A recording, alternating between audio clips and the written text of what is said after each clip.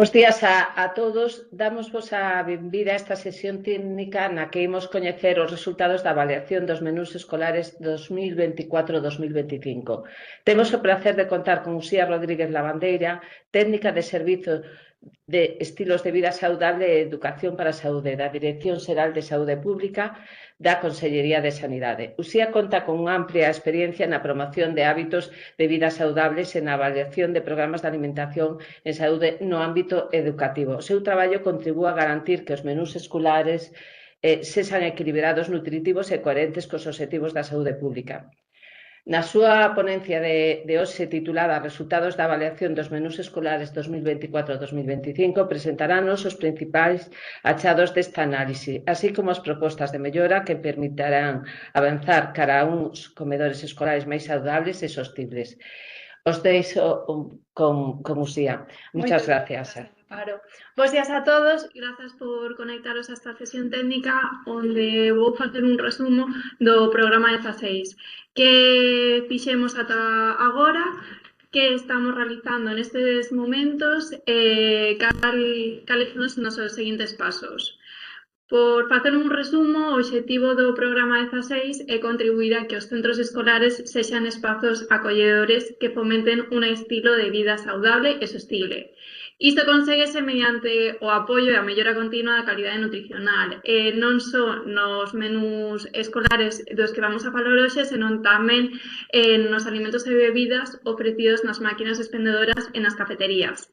Os obxectivos secundarios deste programa 16 serían, por un lado, o que xa comentamos a revisión dos menús, e non só pois a avaliación, senón acompañar aos centros educativos na revisión destes menús dun xeito comprensivo e acompañado. Por outro lado, verificar que as máquinas expendedoras e as cafeterías ofrezan esas opcións máis axeitadas de cara ao ámbito escolar. E, por último, e non menos importante, a parte do cumprimento normativo, sobre todo de cara ao ano 2026-2027, garantir que se sigan as normativas dun xeito claro e eficaz. Que metodoloxía de avaliación realizamos no programa 16? Nun primer momento, realízase unha revisión documental tanto dos menús diarios, das fichas técnicas, de todo tipo de documentación que poidan aportar os comedores escolares e os caterings sobre os menús que están ofrecendo nos comedores. Cando realizo esta revisión documental, mandamos unha comunicación de resultados, un informe con recomendacións de cada un dos criterios que temos en conta durante esta avaliación. Falamos de frecuencias de consumo, falamos do consumo de auga como unha única bebida, falamos de cereais integrais, do uso de aceite de oliva, do uso de aceite de xirasol e tamén, por exemplo, de menús especiais por motivos de saúde. Esta avaliación e esta comunicación de resultados vai dar lugar a unha avaliación en base ao risco e dependendo deses resultados o noso obxectivo é comenzar coa realización de visitas presenciais naqueles casos onde o risco é moito máis alto. Pero sempre o máis importante para nosotros é que sexa un acompañamento continuo, que non só sea un informe de resultados, sino que apoyemos aos centros educativos e aos caterings, neste caso, na implementación destas suxestións para crear unha escola que promova a saúde, é dicir, unha escola que medra sa. Neste ano, en abril de 2025, houbo un cambio moi importante que foi a publicación do Real Decreto 315 de 2025 que introduce obrigas concretas e posibles sancións. Pasamos de ser un control ou unha avaliación voluntaria en unhas recomendacións a reforzar un control oficial e impulsar a mellora continua con base xurídica sólida. É dicir, permite dar un novo enfoque ao programa 16 que levamos desenvolvido desde o ano 2021, que é exixir, correxir e acompañar aos centros educativos no proceso de mellora continua non só como unha avaliación ou unha revisión de carácter voluntario. Onde estamos neste momento? Desde o ano 2021 realizamos o programa 16, xa digo, voluntario.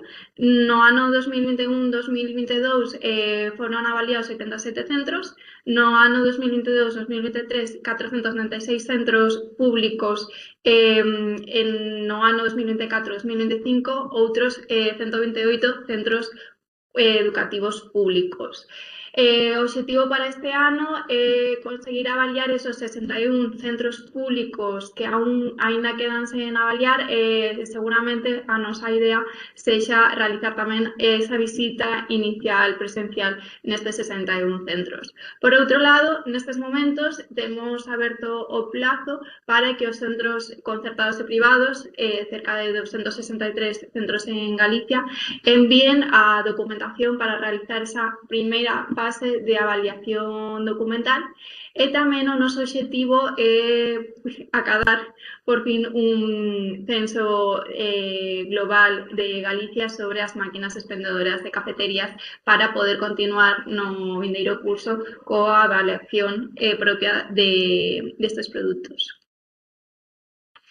Xusto no mes de setembro obtuvimos da ESAN o informe anual do curso 2024-2025, o que permite facer unha comparativa tanto dos resultados a nivel estatal como os resultados a nivel galego.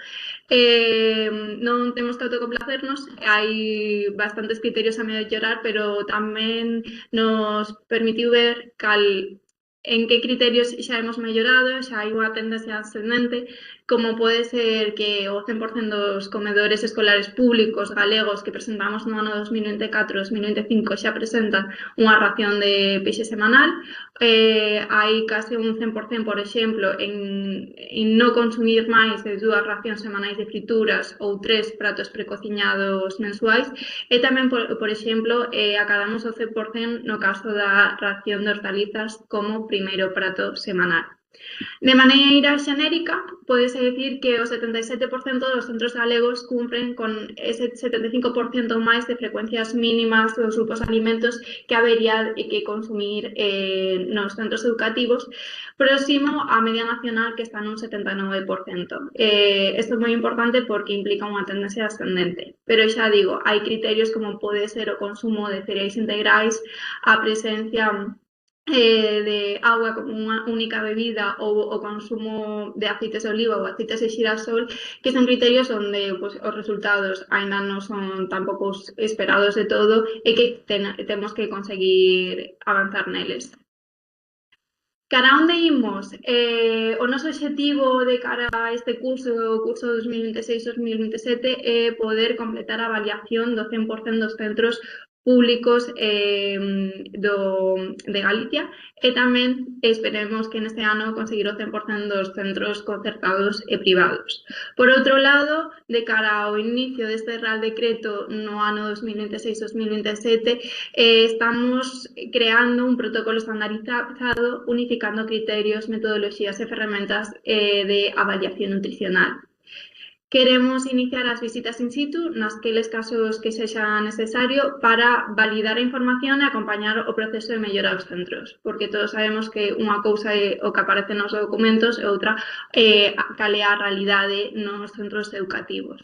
E por último, queremos que o programa de comedores escolares non só sexa unha avaliación, un control oficial máis, senón que implique a integración do centro educativo nun proxecto que promova os hábitos saludables na escola, é dicir, a escola que medra san.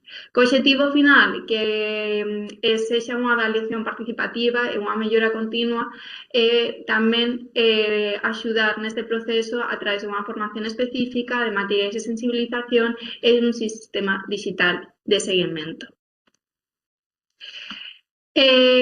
Como conclusión, poderíamos decir que nestes 3 anos Galicia está consolidando un modelo de referencia en alimentación escolar saudable, un modelo que une o rigor técnico, o compromiso institucional e unha visión integral da saúde pública. Cada dato, cada visita e cada informe contribúe a garantir que os comedores escolares cumpran os máximos estándares de calidade nutricional. co obxectivo non só da parte da calidade nutricional, senón coa mellora da saúde das nenas e nenos galegos nun ámbito global, convertir a escola nun entorno promotor da saúde. Hasta aquí a sesión técnica, moitas grazas a todos e espero que os datos hayan sido de interese.